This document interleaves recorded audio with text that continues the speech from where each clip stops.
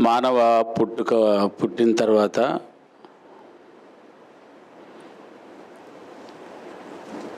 దేవునికి ఆరాధన చేయకపోతే ఆ పుట్టుకంత వ్యర్థము. మనమేమనుకుంటున్నామంటే పుట్టిన తర్వాత ఎలా బ్రతకాలో సమాజంలో ఒక ఉన్నతంగా మంచి చదువు, వ్యాపారం, వ్యవసాయం, ఉద్యోగం ఇలాగూ బ్రతకవలసిన రీతిలో బ్రతకపోతే ఇది వ్యర్థమని సమాజం నేర్పిస్తూ ఉంది. నేను అలా బ్రతకవద్దని నేను అంటం లేదు. ఎలాగనైనా బ్రతకొచ్చు, అందులో పేదరికంగా బ్రతకొచ్చు, ధనవంతుడిగా బ్రతకొచ్చు, మంచి వ్యాపారవేత్తగా బ్రతకొచ్చు, మంచి ఉద్యోగవేత్తగా బ్రతకొచ్చు. అయినప్పటికీ దేవునికి వాటన్నిటిలో సంతోషం ఉందా అనేదానికంటే కూడా ఎక్కువగా దేవునికి సంతోషపడే విషయం ఏదైనా ఉందనంటే మానవ పుట్టుకలో అది పేదవాడైనా ధనవంతుడైనా ఎవరైనా సరే వారు తండ్రిని ఆయన అనుకున్నట్టు ఆరాధించారా అన్నది చేయగలిగారని అంటేనే ఎంతో భాగ్యతము కూడుకున్నటువంటి మానవ బ్రతుకు. అది కలిగి ఉన్నామా అన్నది ఇట ప్రశ్న. ఎందుకు అలా అంటున్నామనంటే ఈ సంఘాన్ని దేవుడు ప్రారంభించుకునేటప్పుడు ముందే ప్రారంభించుకోవాల్సిన ప్రాధాన్యతలు నేర్పినటువంటి మొదటి ప్రాధాన్యత ఏదయ్యానంటే సంఘములో దేవునికి ఏం కలగాలటండి? ఒకసారి చూద్దాం వాక్య భాగాన్ని. కొరింథీయులకు రాసినటువంటి మొదటి పత్రిక 14వ అధ్యాయం 32-33 వచనాలు చూడండి. మరియు ప్రవక్తల ఆత్మలు సరే ప్రవక్తల స్వాధీనములో ఉన్నవి, అలాగే అదట పరిశుద్ధుల సంఘములన్నింటిలో దేవుడు సమాధానమునికే కర్త కానీ అల్లరికి కర్త కాడు. పరిశుద్ధ దేవుని సంఘములన్నింటిలోనూ సరే ఆయనకే యుగ యుగములు మహిమ కలుగును అంటాడు. చూడండి ఎఫెసీ పత్రిక 3వ అధ్యాయము రైట్ నేను 21వ వచనం. మనలో ఓకే ఓకే ఎస్ అత్యధికముగా అది చేయు శక్తిగల దేవునికి అండర్లైన్ చేయండి మాటను. క్రీస్తు యేసు మూలముగా సంఘములో తరతరములు సదాకాలము మహిమ కలుగునుగాక. ఇది మానవ పుట్టుకున్నటువంటి అపూర్వమైనటువంటి అదృష్టం. దేవుణ్ణి ఆరాధించకుండానే ఎంతమంది చచ్చిపోతున్నారో ఒక్కసారి చూడండి. ఇది భాగ్యమును చూడండి ఎంత అద్భుతంగా ఉందో. సంఘములో మాత్రమే ఆయనకు తరతరములు మహిమ కలుగుతుందని అంటే ఈ సంఘములోనే లేవే నువ్వు, ఈ సంఘానికే రావే నువ్వు, ఈ సంఘములోనే అడుగు పెట్టవే.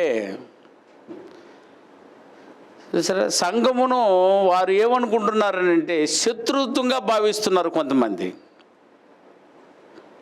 కానీ దేవునికేమో తరతరాలు మహిమ కలిగేది ఇందులోనే అన్నప్పుడు సంఘం ఎంత మేలు చేసి ఉందో నీకు. అందుకని మీకు తల్లిదండ్రులు లేకపోవచ్చు, భార్య భర్తలు కలిగి ఉండకపోవచ్చు, పిల్లలు లేకపోవచ్చు, ఇల్లుగా లేకపోవచ్చు, ఆస్తి అంతస్తులు లేకపోవచ్చు, కానీ సంఘం లేకుండా మాత్రం బ్రతకండి. దేవాది దేవునికి ఆ సంఘములో మాత్రమే యుగ యుగములు మహిమ కలుగుతుంది. అది మనం ఆరాధిస్తేనే. అందుకే నాకు కలగవలసిన స్తోత్రములను నేను విగ్రహములకు చెందనివ్వను, ఇంకెవ్వరికి చెందనివ్వను. నువ్వు లేచిన వెంటనే అది నాకు నువ్వు చెల్లించావా లేదా అని ఆయన అడుగుతుంటే, దీనిని పనిగా కలిగి ఉండని నీవు ఏం బ్రతుకోది. ఇది పనిగా కలిగి ఉన్నావనంటే నువ్వు కోటీశ్వరుడుగా బ్రతుకు, పేదవాడుగా బ్రతుకు, ధనవంతుడిగా బ్రతుకు, ఉద్యోగ వ్యాపారవేత్తగా బ్రతుకు, కానీ ఇది మాత్రం మొదటి కలిగి ఉండడానికి ప్రయత్నించు. అందుకే నేను మీట్ను ప్రారంభించేటప్పుడు ఈ పాఠం చెప్పి మీట్ను ప్రారంభించాం.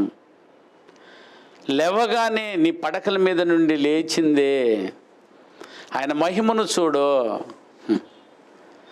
ఆ తరతరములో ఆ సంఘములోనే ఆయనకు మహిమ కలిగేది. ఒకసారి ఆయన వ్యక్తిత్వాన్ని చూడు. ఈ భూమి మీదకి వచ్చిందే నువ్వు వ్యక్తిత్వాన్ని సంపాదించుకుని పోవడానికి. లేచింది ఆయన మొహాన్ని చూడు ఒకసారి. అది వ్యక్తిత్వాన్ని నువ్వు కూడా సంపాదించుకోవాలన్నట ఆశ కలుగుతుంది. లేచిందే కొందరు ఫలానా వాళ్ళ మొహం చూసి వెళ్తే ఈరోజు నాకు మంచిగా కలిసి వస్తుంది అని అంటారు. అవును అంటే ఏమని అర్థము? వారి అభిప్రాయంలో చూడు, ప్రారంభించినటువంటి మంచిది ఏదైనా మంచిదే, దాన్ని ఎవరు చెడ్డదిగా చెప్పడానికి లేదు. వారు లేచిందే వారి నెమ్మదస్తులను చూడండి, అంటే వారి క్యారెక్టర్ను చూడండి. వారి క్యారెక్టర్ కలిగిన వారు ఎదురు వచ్చినా, వారి క్యారెక్టర్ కలిగిన వారిని చూసినా మేము ఆ రోజు నెమ్మదిగా వస్తామనండి. దాని అర్థం అది వేరే విధంగా వక్రీకరించుకోకండి దాన్ని.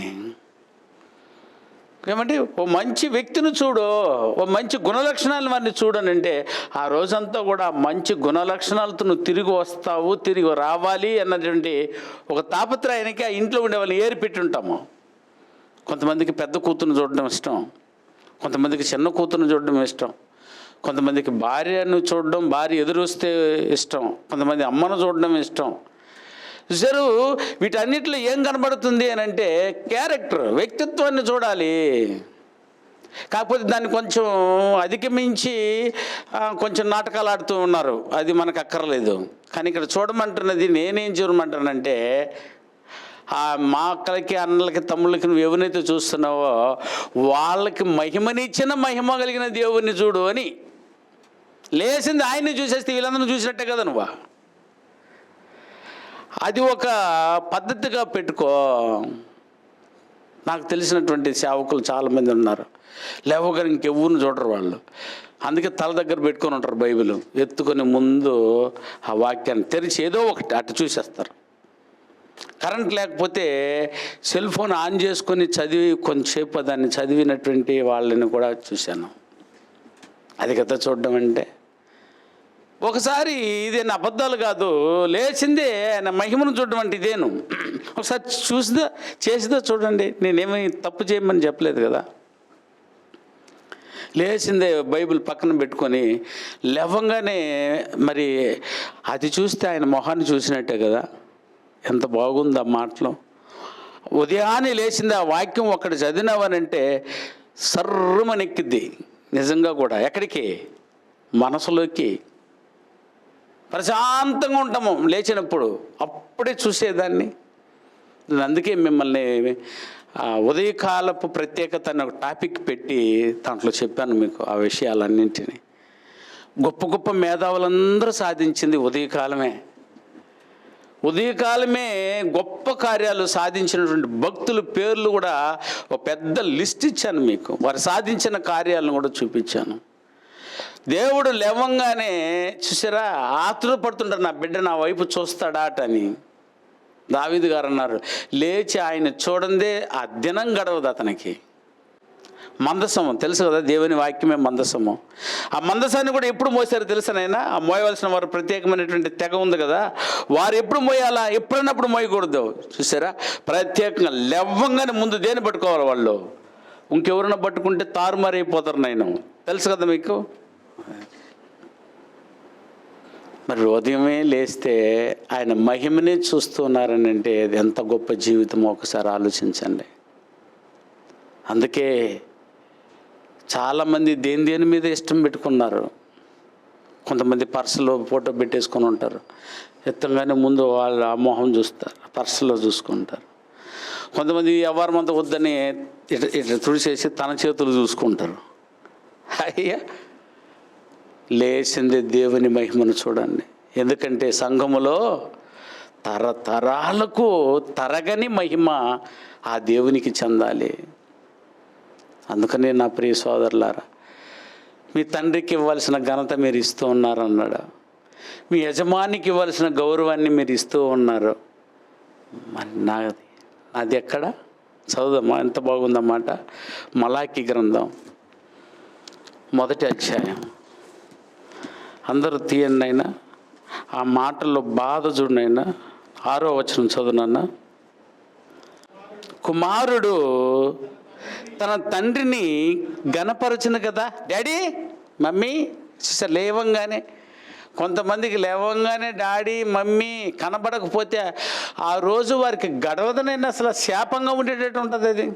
అందుకని చెప్తున్నాడు, కుమారుడు తన తండ్రిని గణపరచును కదా, దాసుడు తన యజమానుని గణపరచును కదా. ఆఫీస్కి పోగానే ముందేం చేయాలనా? ఎవరికా? తన హెడ్గా ఉన్నటువంటి వారికి, మేనేజర్ కావచ్చు, హెడ్గా ఎవరైతే ఉన్నారో, సూపర్వైజర్ కావచ్చు, ఎవరికైనా సరే పోంగానే ఏం చేయాలి ఆయన కదా?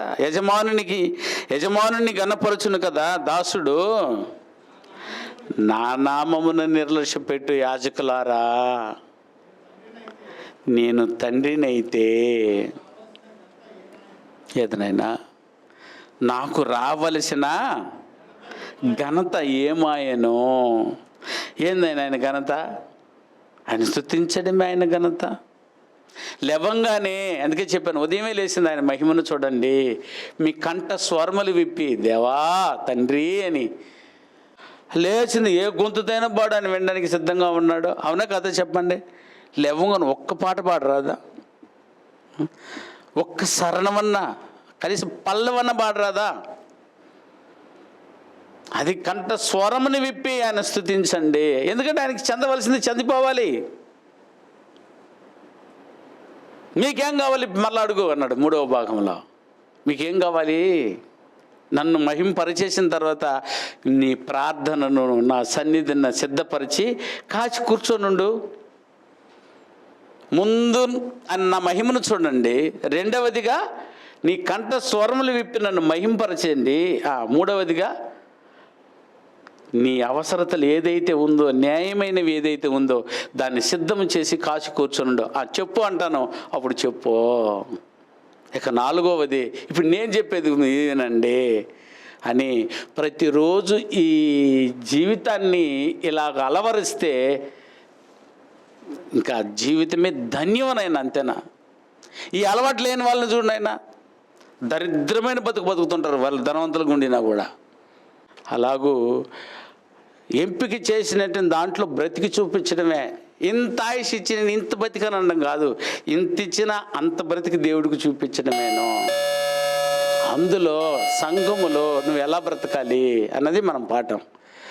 సంఘములు ఎటైనట్టు బతికొచ్చు. చూసారా? ఎవరు అడుగుతారు? మీకు ఫుల్ స్వాతంత్రం ఉంది. తప్పు చేయడానికి కూడా, మంచి చేయడానికి స్వాతంత్రం ఉంది, చెడు చేయడానికి స్వాతంత్రం ఉంది. కానీ నేను ఇక్కడ చూసుకుంటాను అన్నాడా?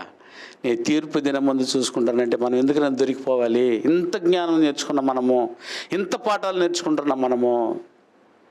సో అందులో ఆయన మాట్లాడుతున్నటువంటి సందర్భాలలో సంఘములో కలిగి ఉన్నటువంటి నా సోదరులు, మీరు సంఘానికి వస్తే దేవునికి ఎప్పుడయ్యా మహిమ అని అంటే, నువ్వు విడవలసిన దాన్ని విడిచేయడమే ఆయనకి మహిమ. మహిమ అంటే మహిమ స్తోత్రం, మహిమ ఇది కాదర్రనైనా. జరా తట్టేసుకుని వెళ్ళిపోతారు. నేను అందరూ ఏం చేసినట్టు మహింపరుస్తున్నా, ఇది కాదు మహిమ. 13వ అధ్యాయం 13వ వచనం రోమపత్రిక. ఏది మహిమ ఒకసారి చూడండి, అందులో వివరిస్తున్నాడు. రోమపత్రిక 13వ అధ్యాయం 13వ వచనం నుంచి. నాయన, అల్లరితో కూడిన ఆటపాటలైనను. చూసారా ఏమంటున్నాడు? అల్లరితో కూడిన ఆటపాటలైనను, మత్తైనను లేకయు, కామ విలాసములైనను, పోకిరి శాస్త్రలైనను లేకయు, కలహమైనను మత్సరమైనను లేకయు, పగటి యందు నడుచుకున్నట్లు మర్యాదగా. ఎక్కడ నడుచుకో బ్రదర్? అది నైనా ఇలా నడుచుకున్నావంటేనే దీని పేరే దేవునికి ఏం కలుగుతుంది? మహిమ, వ్యక్తిత్వము. ఆయన వ్యక్తిత్వాన్ని పొగుడుతాము. దేవా, దయగల తండ్రి, పరిశుద్ధుడా, సర్వోన్నతుడా, సర్వంతర్యామి, సర్వజ్ఞుడా అంటున్నావంటే ఏం దాని అర్థం? అలాంటి వ్యక్తిత్వాన్ని నువ్వు కలిగి ఉండడానికి ప్రయత్నిస్తున్నావని అర్థం. నన్ను ఆరాధించేవారు నన్ను వెంబడించాలి.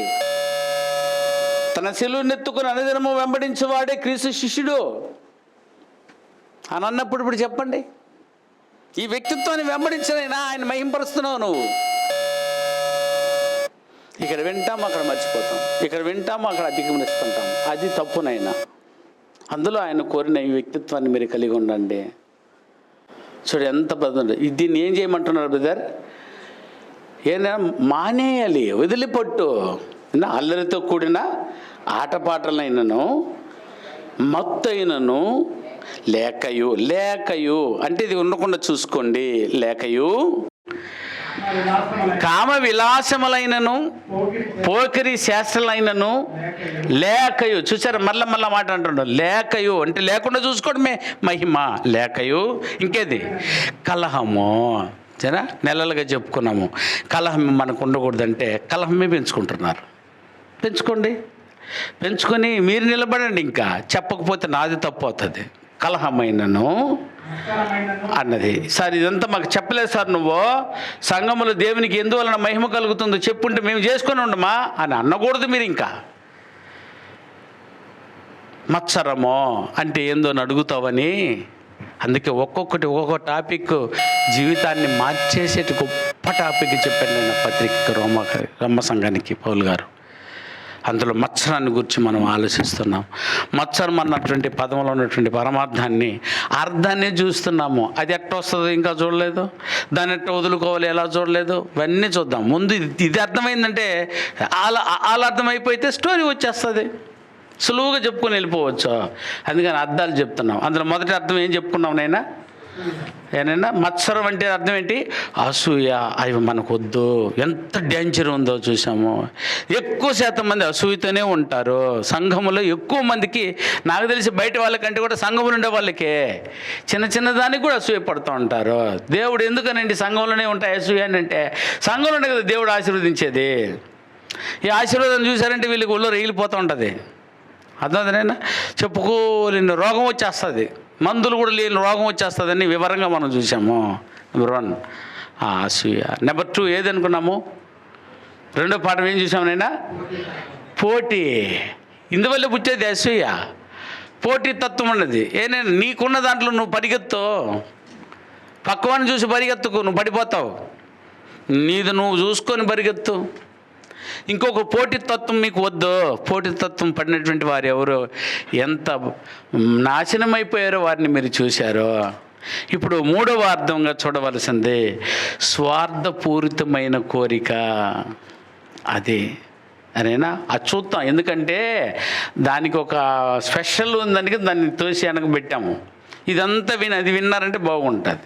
ఇప్పుడు మీరు మూడోది వినవలసింది ఏదంటే అయినా స్వార్థపూరితమైన కోరిక. ఒకసారి దాని అర్థానికి సంబంధించి వెళ్ళి చూద్దాము. అదే ఏంటి స్వార్థము అంటే? స్వార్థపూరితమైన కోరిక. దీన్ని ఇంగ్లీష్లో సెల్ఫ్ డిజైర్ అన్నారు. అయ్యా ఏంటిది అలా అంటే? సెల్ఫిష్ నువ్వు అని మాట్లాడుతుంటారు అప్పుడు ఇంగ్లీష్లో. నువ్వు సెల్ఫిష్వి నువ్వు. అది తెలుగులో తిట్టలేక ఇంగ్లీష్లో తిడతారు కొంతమంది. అంతేనా? ఇంగ్లీష్లో తిట్టడమే మంచిదే నాకు తెలిసి. ఎందుకంటే తెలుగులో నువ్వు బూతులు వచ్చేస్తావు నోట్లో. అందుకని అక్కడ వెళ్ళిపోయినావంటే బాగుంటుంది. నువ్వు సొంతంగా నువ్వే ఏంటిది దాని పదాలకు చూడు అప్పే అర్థాలు వచ్చేస్తాయి. ఇక దాన్ని స్వార్థపూరితమైన కోరిక ఉండొచ్చు, కానీ ఆ కోరిక కూడా ఎట్టుందా? నీ కోరికే అంటే నాయనా కోరేది ఏదిమా అది చెడిపోయి ఉంది ముందు. దేవుడు ఏడబట్టుకున్నాడు చూడు మనల్ని. స్వార్థం ఎక్కడ వస్తుంది అని అంటే కోరికలో వస్తుంది. చూసారా, కేజీ తెచ్చింది ఇంట్లో, అక్కడే కదా వచ్చేది అందరికీ, కేజీకే. డాడీ చాలేదు ఇంకొక కేజీ దెబ్బ అంటే తేడా, ఉప్పు చూసేటప్పుడు మొత్తం తినేస్తావు నువ్వు. అది స్వార్థం కాదు, అది నీకే అనుకోవడం. వడ్డించేటప్పుడు కూడా కొంతమంది చూసారా, చెయ్యి రాదు వడ్డించడం. చాలకపోతే ఇంకోసారి తెస్తాం. నువ్వు వేసేయి అంటాను నేను. నీ దగ్గర స్వార్థమే కనిపించకూడదు, అందరికి సమంగా వడ్డించేసేయి. అలా ఉన్నారని అంటే నువ్వు అద్భుతంగా ఎదుగుతున్నావు తల్లి. స్వార్థం చూడకుండా ఉన్నావంటే నువ్వు అద్భుతంగా దేవుడికి మహిమార్థంగా బ్రతుకుతున్నావని దాని అర్థము. కానీ ఎక్కువ శాతం మందికి అదేనో స్వార్థపూరితమైనటువంటి కోరికలు ఉంటాయి. అసలు ఏం సార్ స్వార్థం అంటే? అదే కదా స్వార్థము అనే పదానికి చూడండి, మత్సరం అనే దానికి స్వార్థం అట, స్వార్థం అనే దానికి మళ్ళీ అర్థం చూస్తున్నాం మనము. బతుకుని ఎక్కడెక్కడ ఇరికిచ్చాడు చూడండి దేవుడు. స్వార్థము అని అంటే అయ్యా ఎన్ని పదాలు ఉన్నాయి, రాసుకొని నేను బాగుంటుంది. తన ప్రయోజనమును కోరుకునేవాడు, తన ప్రయోజనాన్ని కోరుకునేవాడిని ఏమంటారంటే స్వార్థపరుడు.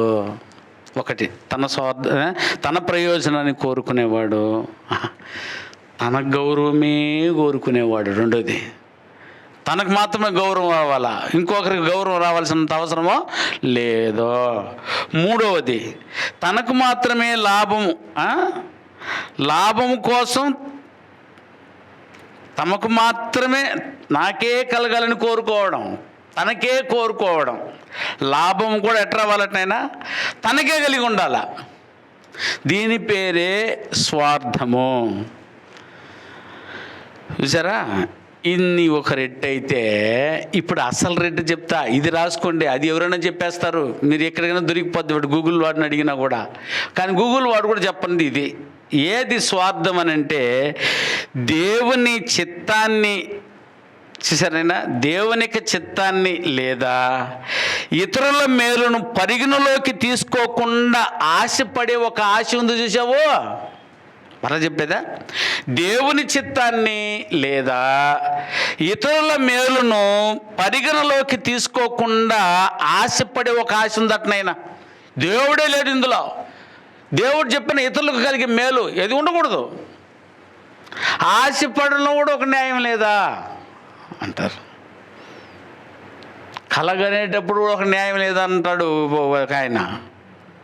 కళలు ఇంకొకరిని చంపేస్తూ ఉంటాడు, ఇంకొకరిని తగిలిచ్చేసి వస్తూ ఉంటాడు. అట్లా స్వార్థపరుడు.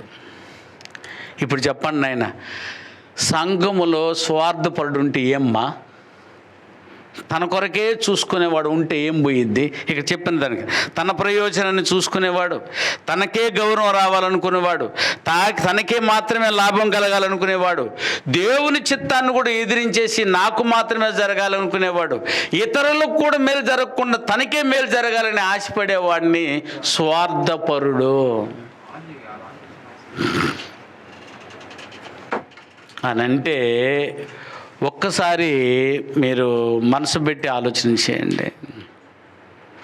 ఇట్లాంటి వాళ్ళు మన చర్చకు వస్తున్నాం మనము. ఇదిగోనైనా తన ప్రయోజనాన్ని కోరుకునేవాడు సంఘంలో ఉన్నాడు, అట్లాంటి వాడు ఇంకొకరికి ఎట్ట పెడతాడు? అప్పుడు ఎందరి ప్రయోజనం కొరకు చూడాలి? పౌలు గారు అన్నారు, నేను అందరి ప్రయోజన నిమిత్తము అన్ని కాలంలో పనిచేశాడట పరిశుద్ధాత్ముడు. దానికి ఏమాత్రం ఆయనకి ఏమి లేదు, అయినా స్వార్థం లేదు. సృష్టికి పూర్వము దగ్గర నుంచి సృష్టి అంతమయ్యేంత వరకు స్వార్థపూరితం లేకుండా పని చేస్తున్న వ్యక్తి ఎవరైనా ఉంటారని అంటే ఆయన పరిశుద్ధాత్మ దేవుడు అని చెప్పబడింది పౌలు గారు. పరలోకం వెళ్ళాలనుకుంటుంటే నీలో వచ్చి కూర్చున్న పరిశుద్ధాత్ముడు ఇది నీకు తెచ్చిపెట్టాలని ఆయన ఆశపడుతుంటే నువ్వు మెల్లమెల్లగా నువ్వు స్వార్థపరుడైపోతున్నావు. చూసారా, తమ కొరకే ఆశించేవారు. తన ఇంట్లో నలుగురు ఉంటే, ఊర్లో ఉండే వాళ్ళ నుంచి నేను నా స్వార్థం అనుకుంటే ఒక రెక్క, నీ ఇంట్లో కూడా నువ్వు నలుగురు ఉంటే నలుగురిలో కూడా నీ స్వార్థమే చూస్తావు. సరే, తినకపోతే పోను, ముందు మనం తినేయాలరా బాబు. మన మీటింగుల్లో, పెళ్ళిళ్ళల్లో అక్కడ చూడాలి పోయి ఎవరినా? స్వార్థపరుల్ని. ప్రార్థన అవ్వదో పోయి ముందు లైన్ నిలబడిన వాళ్ళందరూ ఎవరనంటే అసలు ఎప్పుడైనా ఆలోచించారా? అవ్వ కొంతమంది ఉంటారు, నేను లాస్ట్లో తింటాము, లాస్ట్లో ఉండదు, నీకు వండకుండా పోనీ. చూసారా ఎంత బాగుంది ఆ క్యారెక్టరు? అది చూసి నేర్చుకోండి. ఇప్పుడు మన సంఘంలో కూడా ప్లేట్ ఎత్తుకొని ముందులో నిలబడ్డాడనంటే సెల్ఫెస్, స్వార్థపరుడా. రండి ఇంకా తర్వాత వేస్తామో, ముందు పిల్లలు ఏమి నిశ్చయించుకొని ఉంటారు పంచేవాళ్ళు, శుద్ధ మనసుతో పంచాలని రాజేశ్వరం మాట్లాడా. అందుకని మన పిల్లలు అందరికి వచ్చేటట్టు 4 2 వేసి పంపిస్తారు అనుకుందాం. ఆ తర్వాత మరలా బ్యాషన్లు వేసుకొని తిరుగుతున్నారు, మీరు చూసారా? ఎందుకనంటే ఒకవేళ వెనక్కి వచ్చేవారికి రాకపోతే అది కూడా స్వార్థమే. ముందు వచ్చినటువంటి వాళ్ళకి ఇచ్చేసినావు, వెనకొచ్చేవారికి ఇవ్వలేదని అంటావు కదా. అందుకని అందరికి సమానంగా వేసేసి తర్వాత మిగిలిపోతుంది, మనకు కనబడిపోతుంది అన్నప్పుడు మన పిల్లలు మళ్ళా బిడ్డ ఏదైనా బ్యాషన్లను ప్లేట్లను వేసుకొని వచ్చి ఎవరికి కావాలని వేస్తున్నారే. దీని పేరు కదా స్వార్థం లేని సంఘమో. వద్దు, ఎంత అపూర్వమైన జ్ఞానాన్ని దేవుడు ఇంత పదములో పెట్టేశాడు చూడండి ఆయన. నా ప్రియులారా, సంఘములో ఇది ఉండకుండా చూడండి. నీ ప్రయోజనాన్ని నువ్వు వెతుక్కోకో. దేవుడు నీ ప్రయోజనాన్ని ఎప్పుడో ఎత్తిపెట్టేస్తున్నాడో అది ఖచ్చితంగా నీకు దొరికి తీరుతుంది. నీకు ఎట్ట రావాలని దేవుడు దాన్ని పెట్టాడనంటే నువ్వు ఎడన కూర్చొని ఉండు, నువ్వు ఎప్పుడైనా రా, అదేమవుతుందనైనా.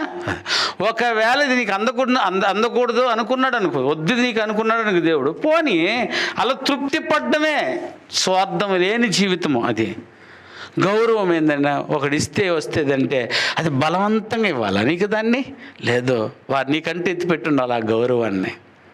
ఆయన కోరినట్టు నీ లాభం కోసమే మాట్లాడకు. నువ్వు ఏది మాట్లాడినా కొంతమంది లాభం పెట్టుకుని మాట్లాడతారు. చెయ్యిటేసినా మా గురువు గారు చెప్పాడు, వాడిటి చెయ్యి వేసాడంటేనే దానికి ఎన్నో అర్థాలు ఉంటుందిరా అనేవాళ్ళు. ఇట్లాంటి స్వార్థపూరితమైన జీవితంలో పరలోకాన్ని ఎట్ట పొందుతాము? ఇట్లాంటి స్వార్థపూరితమైన మచ్చరంతో దేవుని ఎలా మహింపరుస్తామో? ఇదే నచ్చనిది దేవునికి.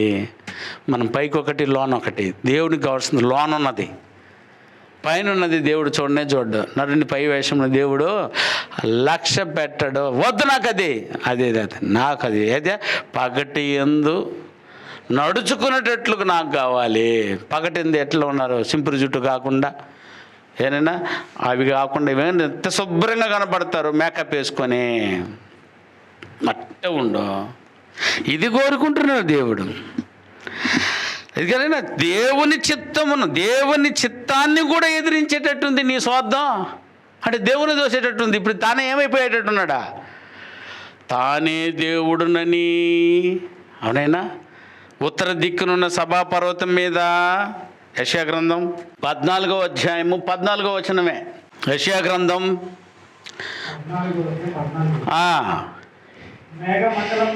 మేఘమండలం మీదకెక్కిదును, మహోన్నతునితో నన్ను సమానునిగా. మహోన్నతునికి సమానం మనవు నాయన. చూడు ఎంత గర్వం అది, ఎంత స్వార్థమో చూడైనా.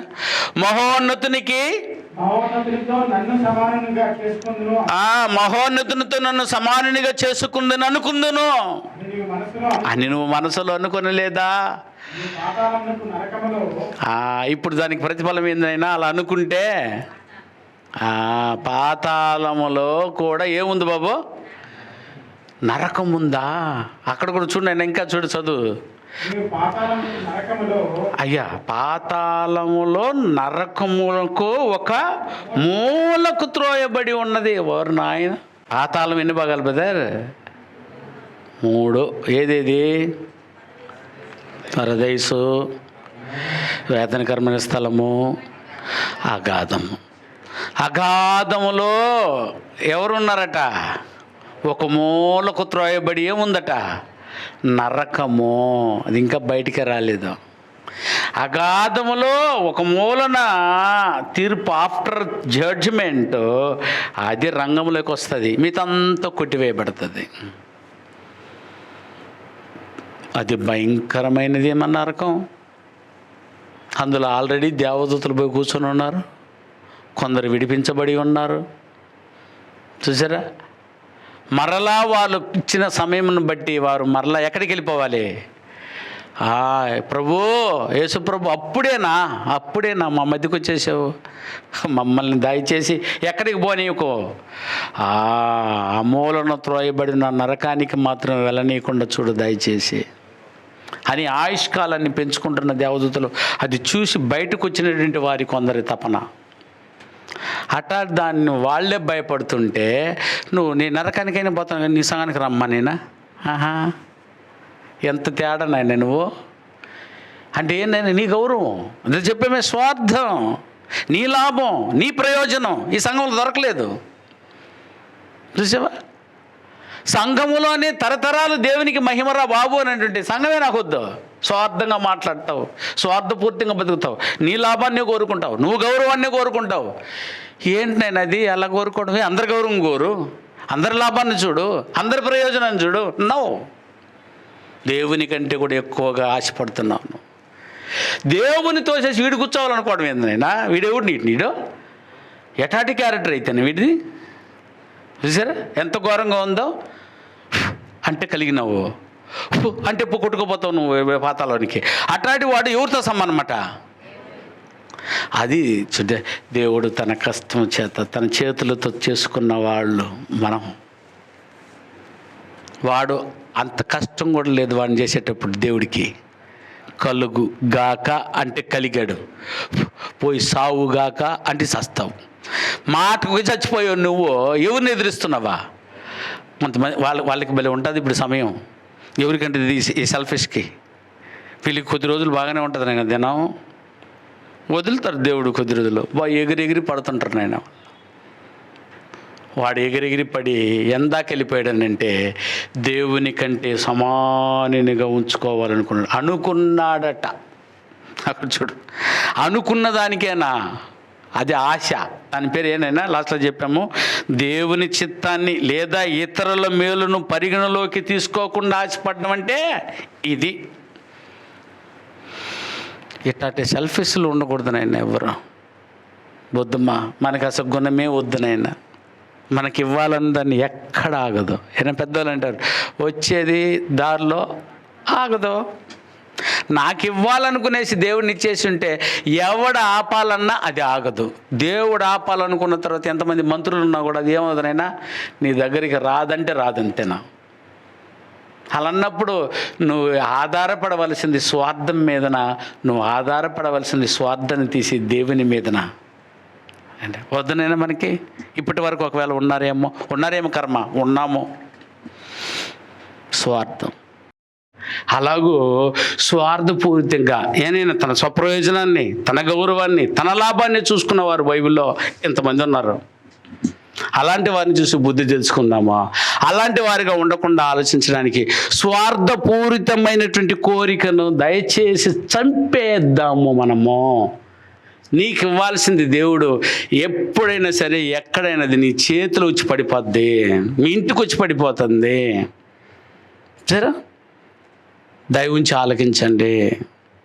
కానీ అదే కోరుకున్న వ్యక్తులు ఏమైపోయారో ఒకసారి చూద్దాం. నా పైన మీకు అర్థమైంది. స్వార్థంగా కోరుకొని, ఇది తమ్ముడిది, ఇది అన్నది, ఇది అక్కది, ఇది ఫ్రెండ్ది, ఇది సాతరిది, అది వాళ్ళకి ఇచ్చిందని నువ్వు పెరుక్కున్నావనంటే, కానీ నీకు ఏం ముద్ర వేస్తాడు దేవుడు, శాశ్వతంగా కోల్పోతావు.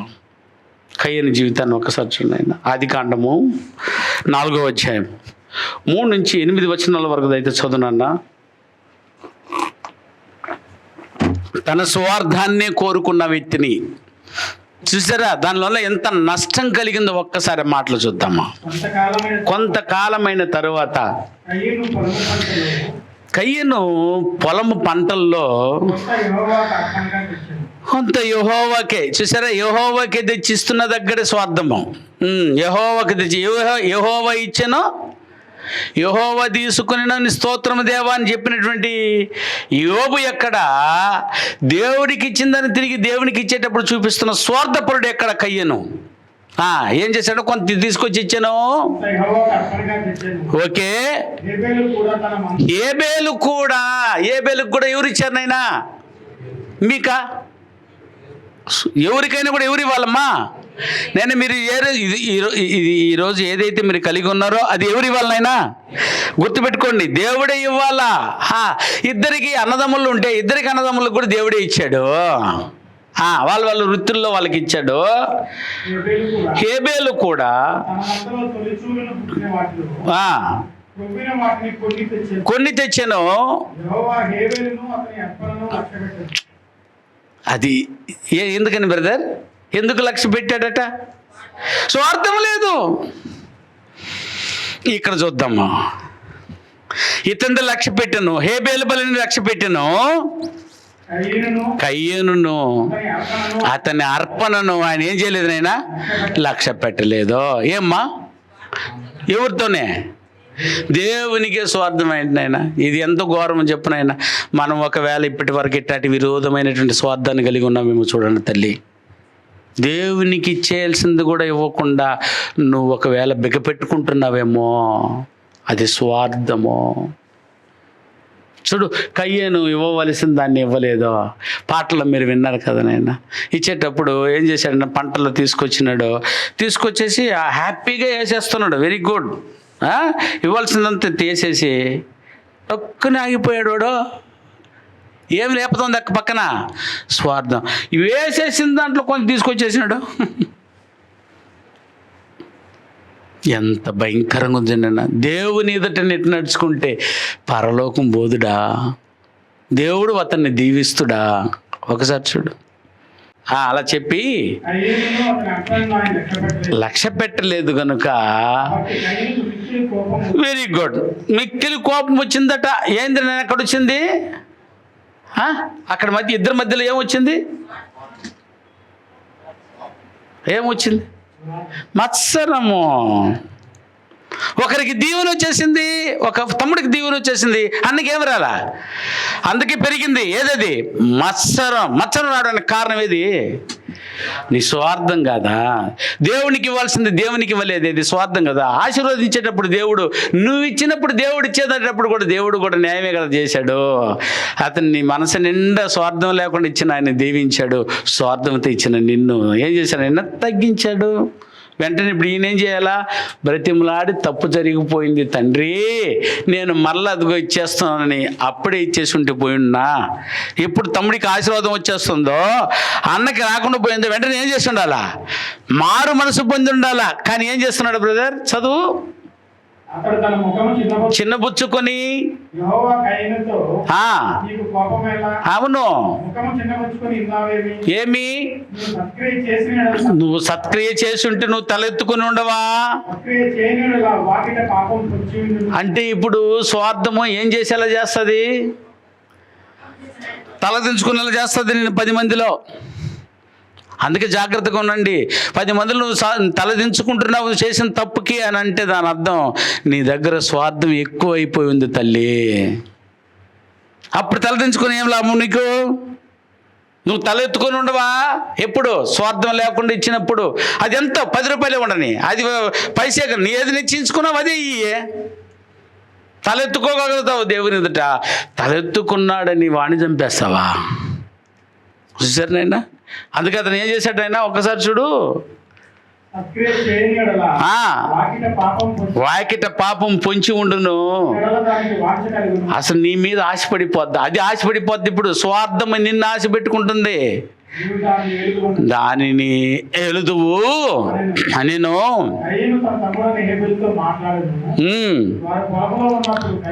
కయ్యను చంపాను. ఎంతకు తీసుకెళ్ళిపోయిందేనా? ఏంది? స్వార్థం. స్వార్థం చంపేదాకా, హంతకుడి దాకా తీసుకెళ్ళిపోయింది. నిన్ను నన్ను కూడా తీసుకెళ్ళిపోతుంది ఏమో. చంపడం అంటే మీరు కత్తెత్తుకొని పోవాల్సిన అవసరం లే, వారిని చంపే స్థితికి చేసే పరిస్థితి తెచ్చేస్తావు. ఒక మంచి ఫ్రెండ్ని అడక్కునే స్థితికి తీసుకెళ్ళిపోతావు. నువ్వు చేయవలసింది దయ ఉంచి చెయ్యు. ఇది కయ్యని పరిస్థితి అయితే, ఇదే స్వార్థాన్ని కోరుకున్నటువంటి సంఖ్యాకాండంలో ఉన్నటువంటి బీలాము, ఇవన్నీ చెప్పేస్తాను. ఇంటికి వెళ్ళి దయచేసి చూడండి, ఈ రూపంలో చదవాలా. ఈ స్వార్థపూరితంగా వారు బ్రతికిన బ్రతుకులలో సంఖ్యాకాండం 22వ అధ్యాయము, 23వ అధ్యాయము, 24వ అధ్యాయం, ఈ 3 అధ్యాయాలు చదివితే కానీ మీకు స్పష్టంగా మీకు అర్థం కాదు. నిజంగా దేవుడు ఇచ్చినటువంటి ఆశీర్వాదం చిన్నదానైన బీలాముకి స్వార్థంతో వాళ్ళు ఏమైపోయాడు చూడు. నైనా ఎంత హ్యాపీగా ఉన్నాడు తెలుసా? స్వార్థం రాకమునుపో ఏదంటే దేవుడు వానికి ఇచ్చిన వరమో, నువ్వు ఎవరినైతే దీవిస్తావో వాడిని దేవుడు దీవించేస్తాడు. నువ్వు ఎవరినైతే చెప్పిస్తావో దేవుడు వాడిని చెప్పిస్తాడు. ఇంత వరాన్ని కలిగిన వీడు స్వార్థం, చిన్న స్వార్థం, బహుమానానికి. ఫస్ట్ ఏమో కరెక్ట్గానే ఉన్నాడు. రాజు పంపించినప్పుడు ఆ సేవకులు వచ్చి, అయ్యా ఈ విధంగా రండి, పలానా వాళ్ళని మీరు చెప్పించాల్సి వస్తుంది అని అన్నప్పుడు, నో నేను దేవుని అడిగేసే చెప్తాను అన్నాడు. దేవుని పోయి కూర్చొని అడిగా, దేవా, మనం కూడా అడుగుతుంటాం అట్లాంటి ప్రార్థనలు, దేవా వాడిని చంపేశాను ఆయన అంటే దేవుడు ఏమంటాడు? ఆయన పోయి తొందరగా నరికేసిరా అంటాడు. నాయన వాడు ఎంతటి వాడినైనా, ఎంత గొప్ప భాగ్యమో, వాడు ఎంతటి వాడినైనా సరే నన్ను క్షమించే అని అంటాడు. ఇంత ద్రోహం చేసి ఉన్నాడు నీ కుటుంబానికి, చేయని, అదిగో వాడిని క్షమించు అని చెప్తాడు దేవుడు. వద్దు నాయనా, ఆ రాజు పంపించింది స్వార్థంతో. వాడి పట్టణం మీద ఇజ్రాయేలీలు నడిస్తే ఆ పట్టణం అంతా ఏమైపోతుంది? ఎద్దు తన గడ్డిని నాకినట్టు నాకేస్తారు. అందుకని వాడు స్వార్థపూరితంగా వచ్చి ఇజ్రాయేలీలను కానానుకు పోనీయకుండా వాడు అడ్డుపడుతూ ఉన్నాడు. వాడికి నువ్వు సపోర్ట్ చేయవలసిన అవసరమో లేదు. పోతే ఈ వరం ఇచ్చింది తెలుసా? ఎందుకు తెలుసా? నా బిడ్డలకు ఆశీర్వాదకరంగా ఉండాలంటే నా బిడ్డల్ని చెప్పించేదానికి నా దగ్గర తీసుకున్నావు నువ్వు వరం. వద్దు బాబు అంటే, అమ్మా బుద్ధి వచ్చిందని ఉదయం లేచిపోయి నేను రాను, నా దేవుడు ఊరుకోవటం లేదు, ఏమైనా ఒప్పుకోవటం లేదో, నేను రాను అని చెప్పే మర్యాద ఉండొచ్చుగా. తన స్వలాభమును కోరాడు. అది అర్థాల్లో ఒకటి. స్వార్థానికి వచ్చినట్టు అర్థాల్లో తన ప్రయోజనం, తన లాభం. చూసారు, అందరి ప్రయోజనాన్ని చూడలేదు వాడు. ఏం చూశాడు ఆయన? పెద్ద పెద్ద బహుమానంతో వచ్చేలోపు సరే మరలా అడిగాడు అనుకున్నాం. ఒక్కసారి అడిగి దేవుడు చెప్తాడు, చేయొద్దునైనా దాన్ని అది అట్ట వదిలేస్తే నువ్వు ఫస్ట్ మార్కులో ఉంటావు. మనకు రెండోసారి చెప్పాలా? రెండోసారి కూడా చెప్తాడు. రెండోసారి కూడా చెప్పాడు బీలాంకి. విన్నాడా? విన్నా, నా దేవుడు ఒప్పుకోలేదు పో అన్నాడు. ఇంకా పెద్ద పెద్ద గిఫ్ట్లు వచ్చే లోపు నాయన మారిపోయింది. నేను చూసారా? ఒకసారి చూడండి, ఇట్లాంటి వాళ్ళు ఉంటారు నాయన. ఇట్లాంటి గుణం ఒకవేళ మనకు కూడా వచ్చేస్తుందేమో అని నేను మీకు చెప్తున్నాను. 3 ఫ్లోర్లో కూర్చున్న నా ప్రియమైన సోదర సోదరి, ఇట్లాంటి అవకాశాలు దేవుడు ఆయన అపవాదికి అవకాశం ఇచ్చి పరీక్షించరా లేదా శోధించుకోబారని వదిలేస్తే మనం కూడా చిక్కకపోతామేమో. దేవుని వ్యక్తిత్వం కావాలా, నీకు కోట్లు కావాలంటే మీరు దేని కోరుతుంది నాయన? మీ స్వార్థాన్ని కోరుకుంటారా? చూసారా, మీ వరకే చూసుకుంటారేమో. ఇట్లాంటి గుణం నీలో పెంపొందింపు చేస్తాడేమో అపవాది. ఇట్లాంటి భవిష్యత్తులో మీ కంటికి కనబడకుండా ఉండడానికి పాఠం ఇది వీడిది. ఇంకొక వ్యక్తిని కూడా చూడైనా గేహాజ్, అవునా? ఇంక చెప్పాలన్నా మీకు అర్థమైపోయింది సీన్. ఇది అవసరమా వాడికి? ఏనా రే, ఇది సుఖపడ్డానికి సంతోషం మర్రా, ఇది మనకు సందర్భమా? మనం దేవుని పిల్లల మర్రా, మనం న్యాయాధిపతులము. దేవుడు మనం నడిపిస్తున్నది దేనికి? వద్దన్నది వద్దు, అనుభవించాల్సినప్పుడు. దేవుడు ఇవ్వాలనుకుంటే మనకి ఇవ్వడా? మీరు చెప్పండి ఆయన. ఇది పరిగెత్తి ఇది కావాలని చెప్పి వాడికి తగిలించుకున్న రోగానంత తగిలించుకుని గొప్పవాడు రా నువ్వు విరాగురుగి. అది రాజుల గ్రంథం, 2వ రాజుల గ్రంథము 5వ అధ్యాయము 20 నుంచి 27 వచనాల వరకు మీరు చదివితే వాడి మాటలు మీకు అర్థమైపోతాయి, వాడి జీవితం మీకు అర్థమైపోద్ది. చూడండి ఇది ఎంత ఘోరంగా ఉందో ఒకసారి చూద్దాం. చూడండి ఆ మాటను. రాజుల 2వ గ్రంథం 5వ అధ్యాయం బ్రదర్ 20 నుంచి 27 వచనాల వరకు. ఎలీషాకు ఓకే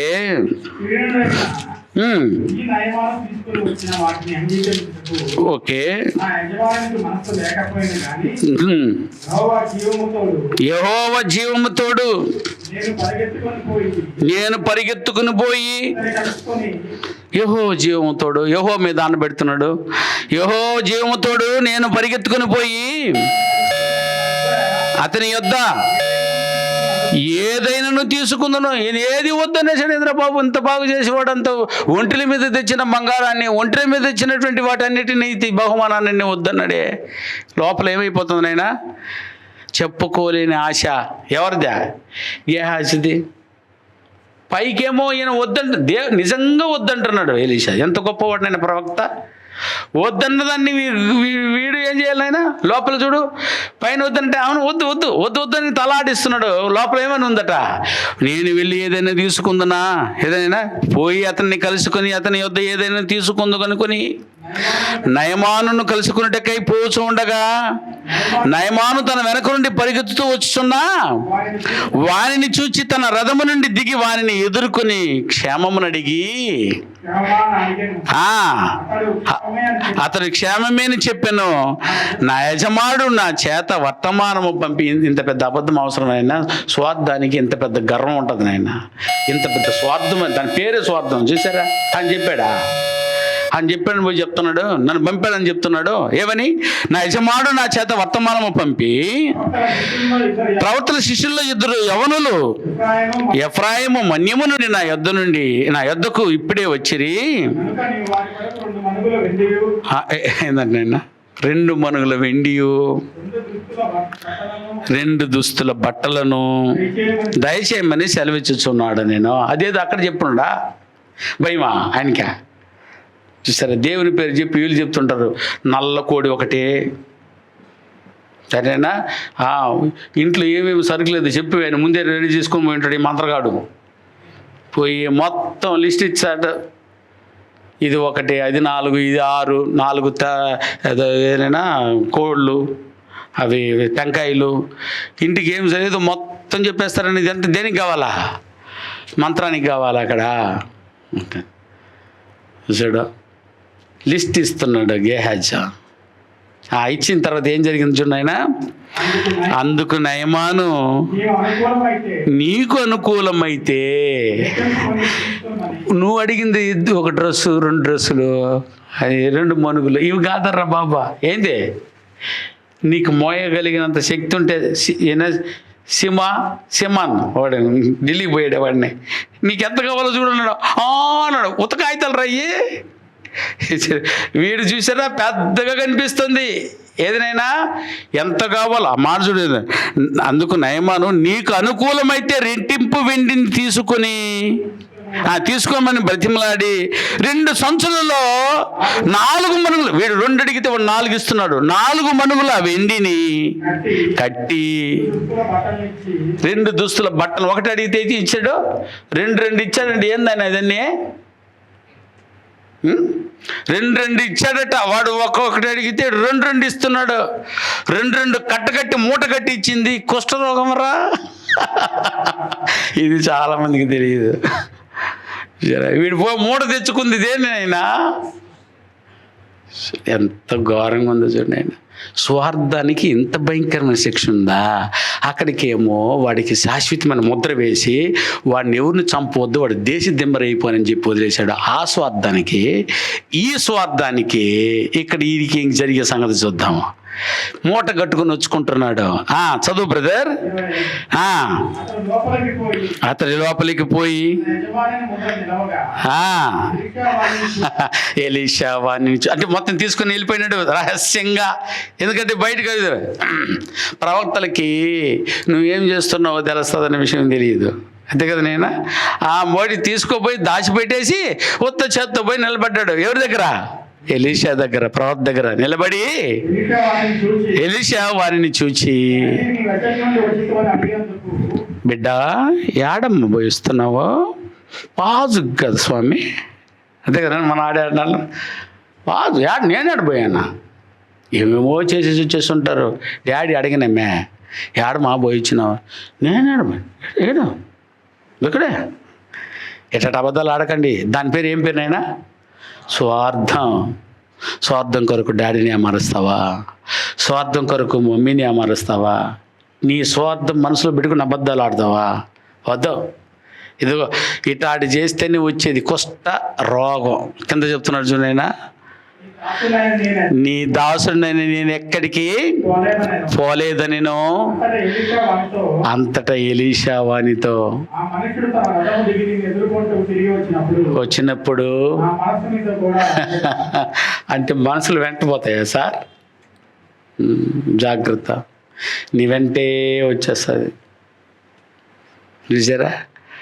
ఏదైనా ఎలీషా మనసు గ్యాస్తో పోతుందని ఎప్పుడైనా గ్యాస్ అనుకున్నాడా? ఇప్పుడు దేవుని మనసు మనతో తిరుగుతుందన్న విషయం మీకు తెలియకుండా ఉంది. ఇక్కడ మాట ఇవ్వడం, ఆడబోయి మానేయడం, ఇక్కడ మాట ఇవ్వడం, ఆడబడి మానేయడం అన్నప్పుడు దేవుని మనసు మన వెంట రాదా? చెప్ప. నిర్ణయించుకున్న దాన్నే చెయ్యి, ఒప్పుకున్న దాన్నే చెయ్యి, లేకపోతే ఒప్పుకోకు. ఎంత బాగుంది నేను ఈ మాట. నిన్నెవరు బొమ్మన్నారు? నిన్ను అక్కడికి నిన్నెవరు ఇమ్మన్నారు చెప్పు? నువ్వై చేదనైనా తెచ్చుకుంటున్నావు దాన్ని. ఎందుకు నీ మాట అంటున్నాడంటే కింద చెప్తున్నాడు జవాబు. నా మనసు ద్రవ్యమును వస్త్రములను, ఒలివ చెట్ల తోటలను, ద్రాక్ష తోటలను, గొర్రెలను, ఎడ్లను, దాసదాసీలను సంపాదించుకున్నటకు ఇది సమయమా? శుభ్రమైన ఆశీర్వాదం. నయమానుకు కలిగిన కుష్టమంతా ఇప్పుడు నీకు ఆశీర్వాదకరంగా వచ్చేస్తుంది. ఇది స్వార్థం. ఇట్లాంటి స్వార్థపూరితమైన బ్రతుకు మనకొద్దు. ఒకవేళ ఇట్లాంటి బతకాలని ఆశిస్తూ ఉంటే దయ ఉంచి వద్దు. మార్కు సువార్త ఇంకొకరిని కూడా చూసేద్దాం. మార్కు సువార్త 10వ అధ్యాయం 35 నుంచి స్టార్ట్ చేస్తే అర్థమైపోద్ది వీడి సీన్.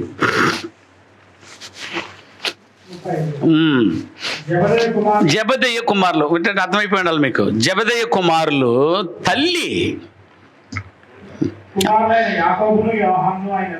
ఆయన ఎద్దకు వచ్చి, బోధకుడా, ఓకే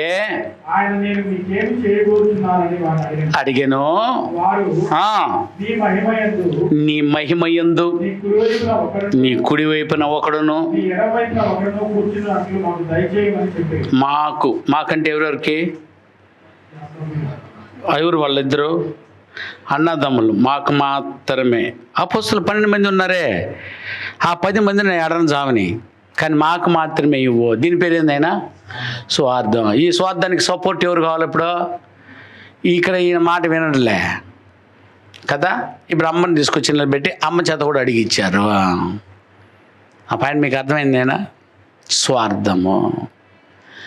ఇట్లాంటి వ్యక్తులు బోల్డ్ మంది కనిపిస్తారు. సరేనా? యోహాను సువార్త 12వ అధ్యాయంలో ఇంకొకరిని కూడా చూద్దాం. చూడండి, యోహాను సువార్త 12వ అధ్యాయం 4 నుంచి 6 వచనం వరకు. నాన్న ఈడి స్వార్థం చూడు ఎంత భయంకరంగా ఉంటుందో. ఆయన శిష్యులలో ఒకడు, అదట విషయం, ఆయన అప్పగింపబడినై ఉన్న ఇస్కరియోతు యోధా. ఎంత మేలు చేస్తున్నాడు జనానికి. ఈ అత్తరు ఏమెత్తుకు చేంజ్ చేస్తుందా? ఈ అత్తరు ఎందుకు 300 దేనారములకు అమ్మి బీదలకు ఇచ్చేసింటే ఎంత బాగుండి, ఈమె ఎత్తుకొచ్చేసి పాదాల మీద పోసేస్తా ఉంది. 30 వెండి నాళ్ళకి 39 వెండి నాళ్ళకి అమ్మేసే దుర్మార్గుడు వీడు, స్వార్థపరుడు. ఎంత స్వార్థంగా ఆలోచిస్తున్నాడు చూడండి. ఆయన యేసుప్రభు వివరించాల్సి వచ్చింది. వాడి మనసులో అనుకున్నాడు, గట్టిగా చెప్పలేదు నేను. వాడు అర్థం, వీళ్ళందరూ మనసులో అనుకున్న వాళ్ళే. మనసులో అనుకుంటే ఎవరికి తెలిసిపోతుందా? ఎందుకని? ఎవరి మనసు దగ్గర ఉందా? దేవుని మనసు చుట్టూ చూస్తూ ఉంటే మనల్ని. అందుకని ఏదైనా చేసేటప్పుడు కొంచెం జాగ్రత్తగా చూడండి. ఎవరు లేదని మాత్రం చేయకండి. నేను మీకు మంచి పాఠం అర్థమైపోండి. అలా ఎవరు లేదు ఏడా అనుకోబాకండి. ఎవరి మనసు తిరుగుతాం చుట్టూ? దేవుని మనసు. వెంటనే ఇస్కరియోతు యోధ మనసు తెలుసుకున్న దేవుడు చెప్తున్నాడు, నోరు తెలిసి యేసు ప్రభువు నోరు మొయ్యి, మాకు తెలుసు. నువ్వు ఎప్పుడైనా మంచి నీళ్ళు ఇచ్చినావురా? నువ్వు సంచి మోసేదానికి మాత్రం సరిపోయిన దుర్మార్గుడా. సంచి ఉండే నీ చేత, సంచిలో సావకూడదు వాడా. సరే, ఇచ్చేవాళ్ళని ఇవ్వనివ్వకుండా చేస్తున్నావు, నువ్వు ఇవ్వకుండా పోతున్నావు. కనుక నీ పేగులు చూసే దీని ఫలితము, నీ స్వార్థానికి ప్రతిఫలం ఏంటి తెలుసా? వాడు ఉరి వేసుకొని చచ్చినప్పుడు మెడ మాత్రమే దిగాలి, కానీ కడుపులో ఉన్న పేగులు తన పాదాల మీద పడి చచ్చేంత ఘోరమైన సావు ఈ స్వార్థభరితమైనటువంటి సావు. స్వార్థానికి ఇంత పనిష్మెంట్లు ఉన్నాయా? ఒకడేమో దేశదిమ్మరి, ఒకడికేమో కుష్ఠరోగం, ఒకడికేమో ఏదైనా బీలాంకేమో, ఒకడికేమో ఏదైనా ఖడ్గముతో శిక్ష. ఇక్కడ అమ్మ ఏమి తెచ్చిపెట్టింది చెప్తున్నా? కతక్క అంతేనా? తల ఎగిరి కింద పడిపోవాలి అంతేనా? ఏనైనా యోహాను, యాకోబు మొత్తం హతసాక్షుల్లో నెంబర్ 1 హతసాక్షి. అంటే మెడబెట్టి నరికితే ఎగిరి పడిపోయింది. స్వార్థానికి ఎంత శిక్షరా బాబు! ఒక పక్క అది శిక్షగా కనిపిస్తుంది, ఒక పక్క ఆదాయంగా కనిపించవచ్చు, తర్వాత విషయం అది. కానీ స్వార్థానికి వచ్చి ప్రతిఫలాలు చెప్తున్నాను నేను. ఇది నెక్స్ట్ ఎవరు చూద్దామా? నెక్స్ట్ అననీయ, సప్పీరా. స్వార్థపరులైన వీళ్ళ సంఘములో ఉన్న వాళ్ళే వీళ్ళందరూ, దేవుని నమ్మిన వాళ్ళే. ఇప్పుడు చెప్పుకుంటూ వచ్చిన లిస్టులు అంతా చూనైనా దేవుని దగ్గర, దేవుని చెంత, ఇంకా చెప్పాలంటే దేవుని మనసు చుట్టూ తిరుగుతున్నటువంటి వ్యక్తులే వీళ్ళు. దేవుని దగ్గర ఉండి, దేవుని మనసు దగ్గర ఉండి ఎంత జాగ్రత్త ఉండాలి? ఆయన కరెంట్ దగ్గర ఎంత జాగ్రత్త ఉండాలి? కరెంట్ దగ్గర పని చేసేవాడు అనుకుంటుంటాడు నన్నేం చేస్తుంది, నేను పట్టుకుంటాను చూస్తావా, పట్టుకున్నాడు అయిపోయినాడు. వద్దు, దేవుని మనసు దగ్గర ఉన్నప్పుడు నువ్వు జాగ్రత్తగా ఉండు. కరెంట్ కంటే షాక్ అది ఎక్కువ.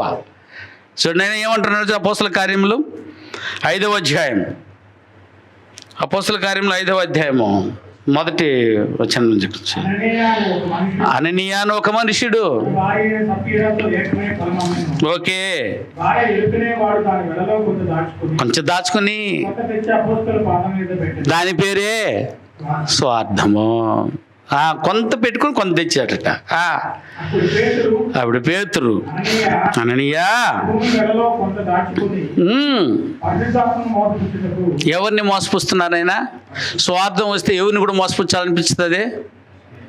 ఇక్కడ చూడు, ఎవరెవరిని మోసపోతే స్వార్థం వచ్చేసిందంటే భార్యని మోసం చేయాల్సి వస్తుంది. భార్యని మోసం చేసేంత శక్తి వచ్చేస్తుంది.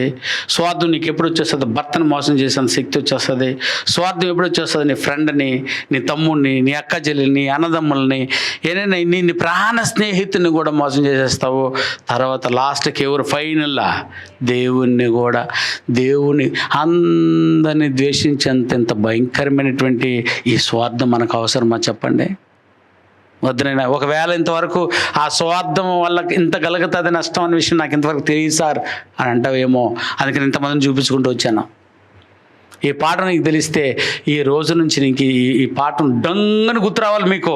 ఎక్కడైనా సందర్భం వచ్చిందనంటే వెంటనే అమ్మ బాబోయ్ జాగ్రత్త అని కింద పరిశుద్ధాత్మ దేవుణ్ణి మోసం చేస్తున్నావు నువ్వు.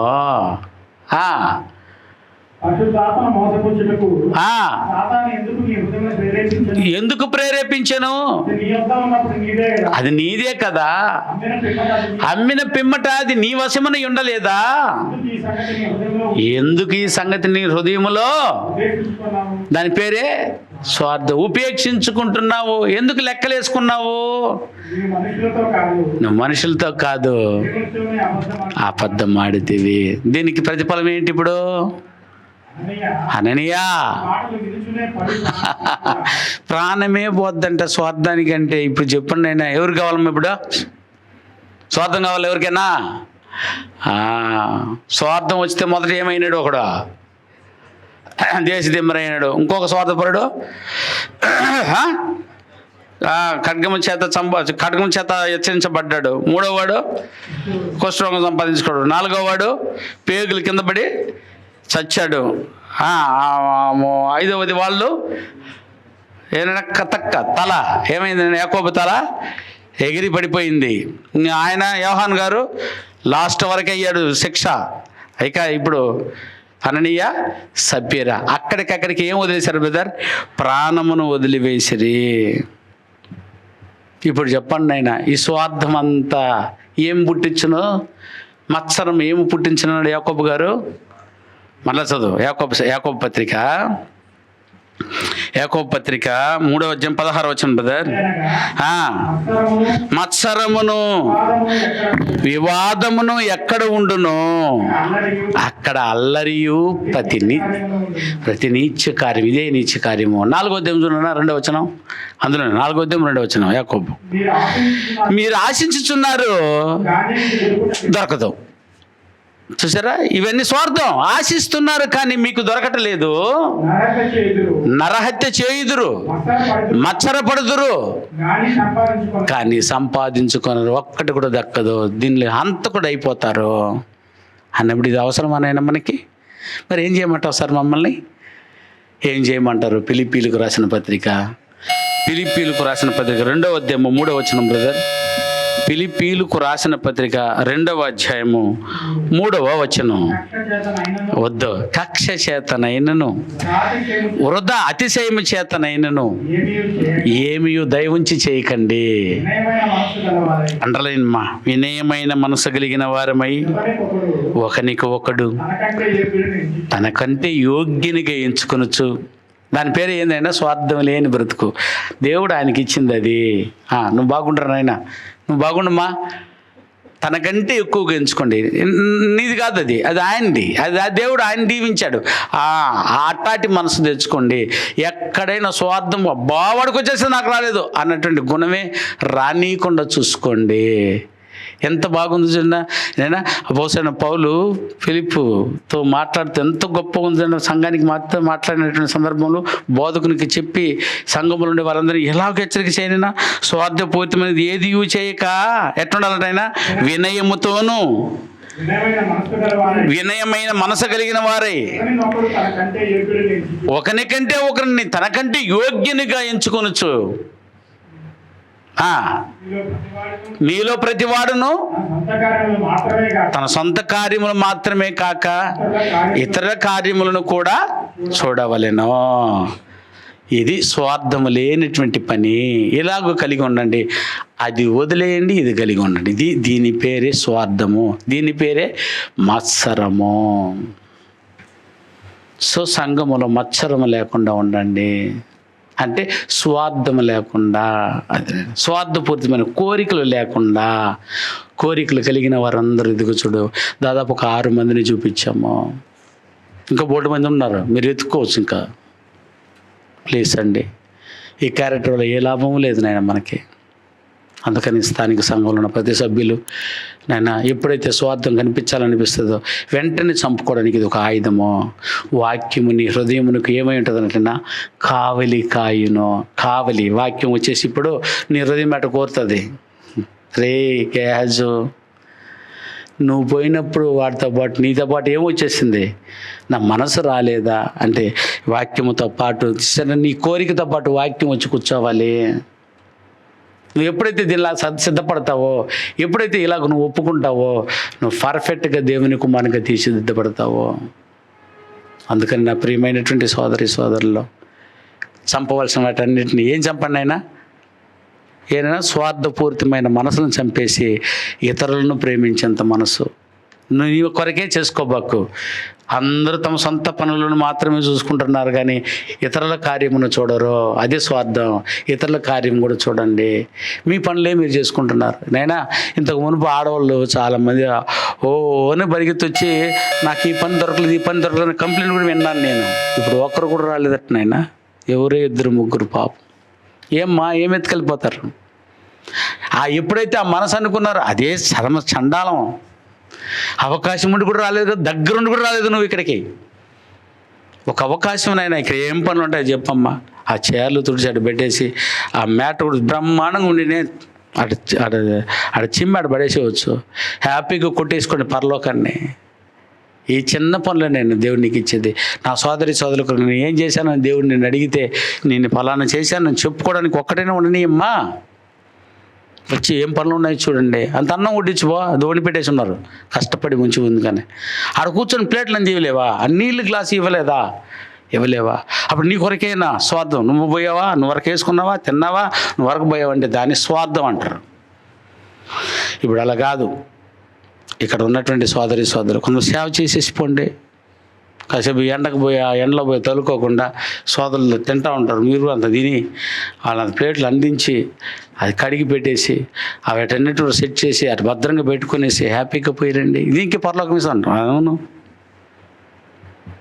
ఇతర కార్యములను కూడా చూడు, నీ సొంత కార్యంలో చూసుకోబాకు. క్రీస్తు కార్యమును చూడు, ప్లస్ ఎవరి కార్యం చూడు, ఇతర కార్యములు అంటే ఇతరులు వెళ్ళే కదా. 3 ఫ్లోర్లో కూర్చున్నట్లుండి ఆ బిడ్డలు. దైవంచి స్వార్థపూరితమైన గుణం ఒకవేళ ఉంటే ఈ రోజుతో వదిలేయండి. ఇది వ్యక్తులను ఒకసారి గుర్తుపెట్టుకోండి, రాసి పెట్టేసుకో. స్వార్థపరులు ఎవరు అటాటిది రాసి పెట్టేసి ఒక జెరాక్స్ చేసి అంటించుకో. ఎక్కడ అంటించినైనా ఆ టేబుల్ ఉంది, అన్నం తింటారే, ఆ టేబుల్ దగ్గర అంటించేసేయండి దాన్ని. ఇక్కడ చూస్తే డొంగనాలి మనకి, ఓకేనా? అది వచ్చిన వాడు కూడా చదువుకొని బాగుంటుంది. మనం చేసేటప్పుడు జాగ్రత్తగా ఉన్నాయి, చాలా మంచిది. ఇట్లాంటి దానికి దూరం అయ్యి మంచికి చేరువ అవ్వండి. అందరూ వ్యక్తిత్వాన్ని సంపాదించుకొని అందరూ తీర్పును దాటుకోండి. యుగ యుగములు ఇప్పుడు సంఘంలో ఏం కలుగుతుంది నైనా? మహిమ. దేవునికి చెప్పక వస్తుంది మహిమ. ఇట మన సంఘములు అందరం కూడా మారి ఆయనకి యుగ యుగాలు మన తరతరాలు మన సంఘములు ఆయనకు మహిమ కలిగేటట్టు చేస్తారని కోరుకుంటూ మిమ్మల్ని మీ కుటుంబాలను దేవుడు చల్లగా దీవించి స్వార్థం లేనటువంటి బ్రతుకులను నడిపించి మిమ్మల్ని అందరినీ ఆశీర్వదించును గాక. ఆమేన్. Thank you.